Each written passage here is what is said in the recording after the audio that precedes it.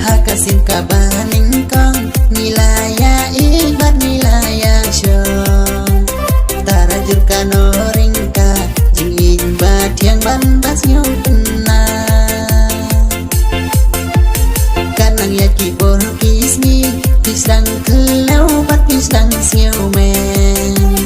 kat bapi ordar tiyo na Maria pingadang pendiang baro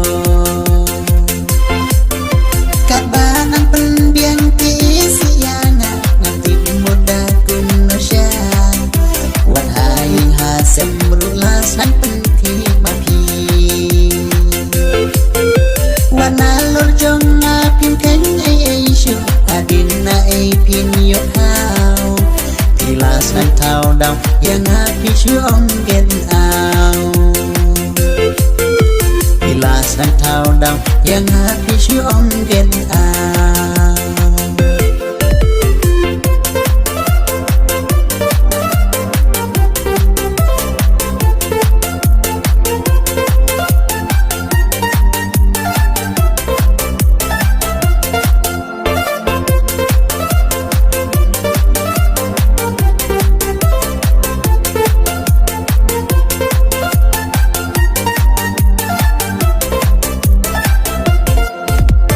mentaum don cumanga lai kerkong ona dong syadong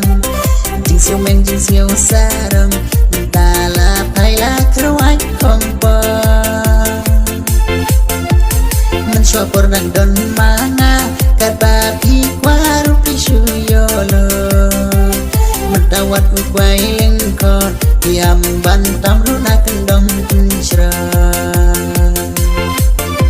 kajing siu sarong kajing siu kelau ya pika penpoi kemau